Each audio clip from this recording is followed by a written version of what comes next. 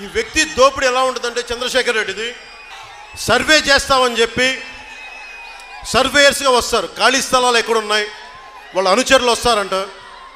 ఎక్కడైతే ఖాళీ స్థలాలు ఉన్నాయో, ఎక్కడైతే పెద్దవాళ్ళు ఉన్నారో, పిల్లలు సరిగ్గా లేరో వాళ్ళని బెదిరించి ఆక్యుపై చేసేసేయటం. పాపం 70 మంది స్వామినగర్, చిన్న స్వామినగర్, పెద్ద స్వామినగర్, అక్కడ లేఅవుట్లో దౌర్జన్యాలు, అక్కడ కూడా కబ్జాలు, నంబర్ ప్లేట్ లేని బైకులపై గుండాలు బెదిరించడం, ఏ పని చేద్దామనుకున్నా 30% కమిషన్ అడగటం, ఖాళీ స్థలం కనిపిస్తే కబ్జా, సర్వే పేర్ల మీద ఖాళీ స్థలాలు కబ్జా, వాళ్ళ అనుచరులు రావటం, కబ్జాలు చేయటం. చివరికి స్వచ్ఛంద సంస్థలు రోడ్డు సైడ్ మొక్కలు వాళ్ళ ఖర్చుతో ఇస్తే ఆ మొక్కలు కూడా మేమే వేసామని చెప్పి గవర్నమెంట్ దగ్గర డబ్బులు తీసుకోవటం, ప్రజాధనాన్ని లూటీ చేయటం, తీరాన్ని కాపాడాల్సిన మడ అడవుల్ని వేలాది చెట్లు నరికేయడం. మన అమిత్ షా గారు వైజాగ్ వచ్చి ఆంధ్రప్రదేశ్ చాలా అధ్వానంగా ఉంది, లా అండ్ ఆర్డర్ చాలా దిగజారిపోయింది అంటే చాలా లోతైన మాటలు. అది మీరు అర్థం చేసుకోవాలి దేనికన్నారు ఆ మాటలు. ఢిల్లీలో ద్వారంపూడి చంద్రశేఖర్ రెడ్డి మీద ఒక ఫైల్ ఓపెన్ అయింది. ఇతను చేసే పనులు, అరకు నుంచి ఏఓబి బార్డర్ నుంచి గంజాయి ఎలా వస్తుంది ఆంధ్రాలోకి, గంజాయి ఎలా మార్కెట్లోకి వస్తుంది, పాడేరు నుంచి తుని దాకా ఎలా తీసుకొస్తున్నారు, తునిలో మట్కా క్లబ్లు ఎలా ఉన్నాయి, గంజాయి ఎలా ఎలా వస్తున్నాయి గంజా, ఇవన్నీ దృష్టిలో పెట్టుకొని ఆయన మాట్లాడారు. అక్రమంగా బియ్యం రవాణా అవుతూ ఉంటుంది. అంటే మనకి 80 లక్షలు బియ్యం మనం వస్తే మనకు దిగుబడి, వైట్ రేషన్ కార్డ్స్ వాళ్ళకి 50 లక్షల మెట్రిక్ టన్నులు బియ్యం ఇస్తాం. ఇంతకుముందు ఎక్స్పోర్ట్ బియ్యం కాకినాడ పోర్ట్ నుంచి 18 లక్షల మెట్రిక్ టన్నులు ఉండేది. కానీ ఈ గవర్నమెంట్ వచ్చాక 56 లక్షల మెట్రిక్ టన్నులు.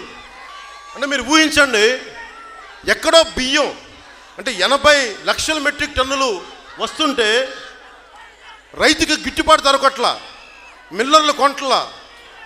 మన కోనసీమ నుంచి రైతాంగం అంతా మాట్లాడుతున్న మాకు గిట్టుబాటు ధర రావట్లేదు, మేము ఒళ్ళు ఇరిగిపోతున్నాం, మాకు డబ్బులు రావట్లేదండి. ఈ డబ్బు అంతా ఎక్కడికి వెళ్తుందంటే అక్రమంగా బియ్యం కొనకుండా తరుగు అని చెప్పి ఇట్లా ఈ రకంగా కొంత ఈ రేషన్ బియ్యాన్ని రేషన్ డీలర్స్ ద్వారా 10,000 కార్లు పెట్టారు, వెహికల్స్. ఇదివరకు రేషన్ అంటే అక్రమ రేషన్ అంటే లారీలు పట్టుకునేవాళ్ళు. ఇప్పుడు చాలా అఫీషియల్గా 10,000 రేషన్ డీలర్స్ వ్యాన్లు పెట్టారు. వీళ్ళు అక్రమంగా ఈ వ్యాన్ల ద్వారా పోర్టుకి మిల్లర్లకు పంపించేసి అక్కడి నుంచి కాకినాడ పోర్ట్ నుంచి 56 లక్షల టన్నులు అక్రమ రవాణా జరుగుతూ ఉంది. దానికి సూత్రధారి ఈ గూండా, ఈ రౌడీ, ఈ డెకాయిట్ ద్వారంపూడి చంద్రశేఖర్ రెడ్డి. ఈ మూడేళ్లలో ఎంత సంపాదించారు వీళ్ళంటే 15,000 కోట్ల రూపాయలు సంపాదించారు. అందుకే అంత బలుపిళ్ళకి ఈ 15,000 రూపాయల కోట్లని మనం ఆపగలిగితే ఆ సంపద మీది కదా, మీ పెట్టుబడికి 10 లక్షలు వస్తాయి కదా ఒక్కొక్కళ్ళకి. అందుకు నేను అంటాను, జనసేన లాంటి ప్రభుత్వం రావాలి, ఈ దోపిడీని అరికట్టాలని కోరుకుంటాం.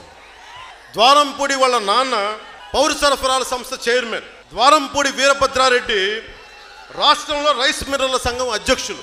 తూర్పుగోదావరి జిల్లాలో ఉన్న రైతు గిట్టుబాటు ధర లేక ఏడుస్తూ ఉంటే, కన్నీళ్లు పెడతా ఉంటే, ద్వారంపూడి కుటుంబం ఒక్కటే ఇన్ని వేల కోట్లు సంపాదిస్తుంది. ఇన్ని లక్షల మంది రైతులు ఏడుపు మీద, అడిగేవాడు ఎవడు లేడు, ధైర్యం లేదు ఎవరికి, అమ్ముడిపోయారు. ఉన్న తోట త్రిమూర్తులు గారు ఏం చేస్తున్నారు, కన్నబాబు ఏం చేస్తున్నారు, ఒక్కొక్క ఎమ్మెల్యేలు ఏం చేస్తున్నారు, మాట్లాడరే వీళ్ళెవరు, భయం.